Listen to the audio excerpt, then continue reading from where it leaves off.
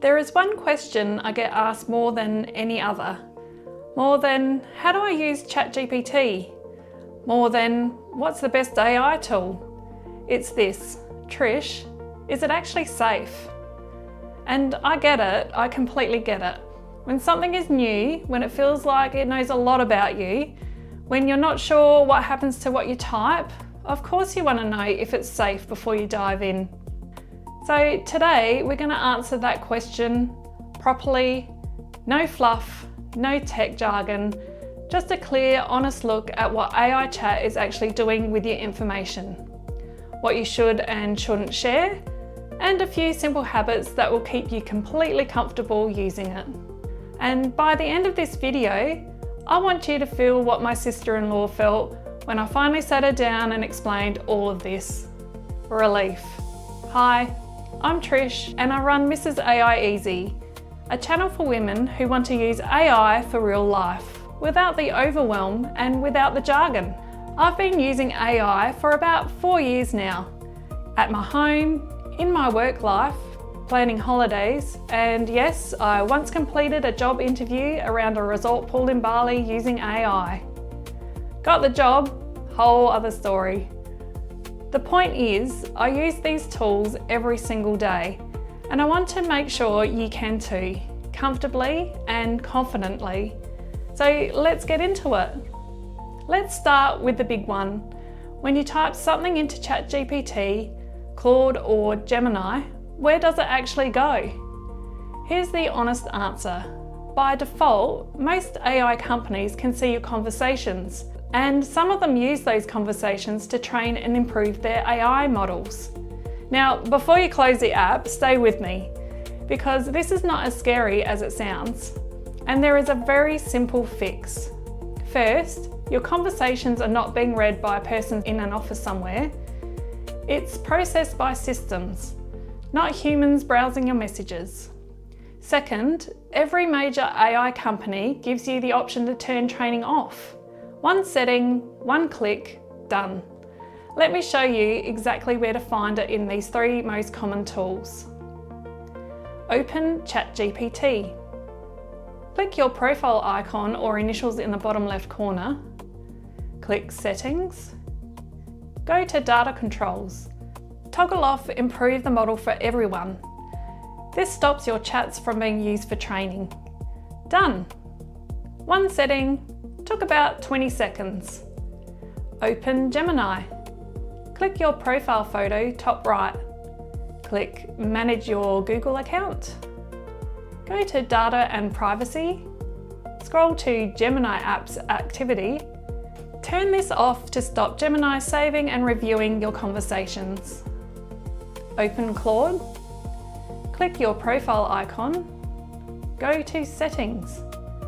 Privacy. You can delete your conversation history and manage how your data is handled here. 3 tools, 3 settings, all done in under 2 minutes.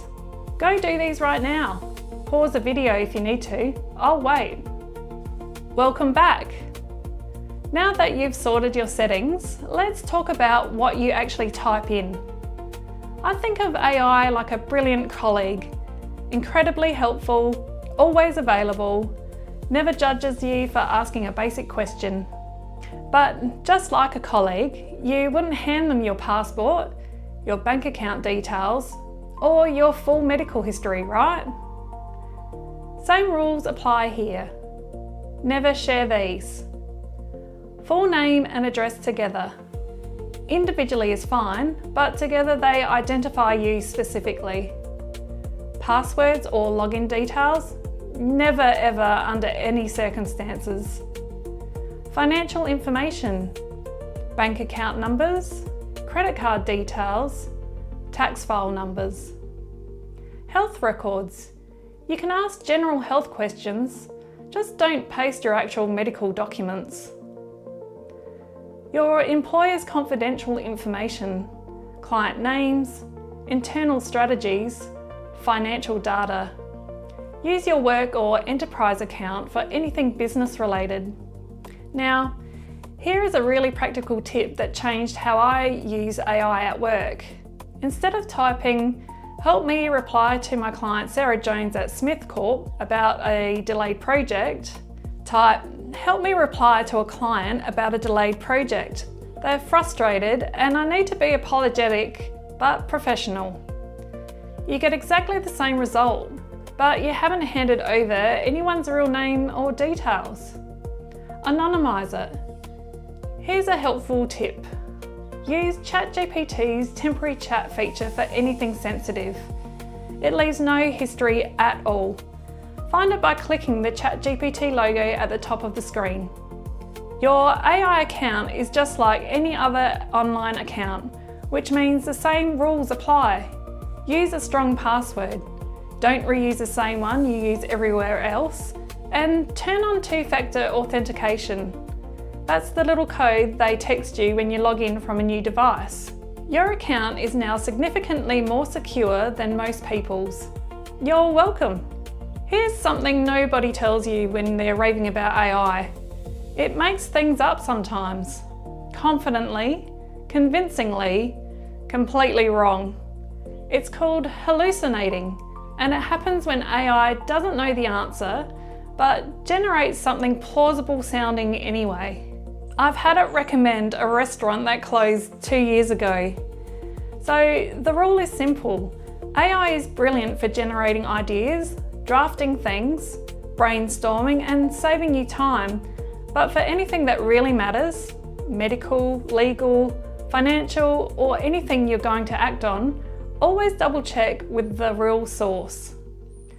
Treat it like a very well-read friend who sometimes bluffs. Useful, mostly right, but verify before you bet anything important on it. One more thing I want to touch on, because I've seen it come up a lot. AI can feel surprisingly supportive. You can vent to it, it responds kindly, it never sighs or checks its phone while you're talking. And that's genuinely lovely for certain things. Brainstorming a tricky situation, working through your thoughts on paper, getting a different perspective on something. But it's not a therapist. It doesn't actually know you, and it can't replace real human connection. Use it as a thinking tool, a sounding board, a very patient first draft of a conversation you need to have. But for anything serious, please talk to real people, friends, family, professionals, the real ones. AI is a tool, a brilliant one, but a tool. Right, let's end on the good stuff. Because the honest truth is when you use AI thoughtfully, it is genuinely one of the most useful things in my life right now. AI is brilliant for creative writing, brainstorming, learning new things quickly, researching a topic, planning, organising, and honestly, just making your day a little lighter.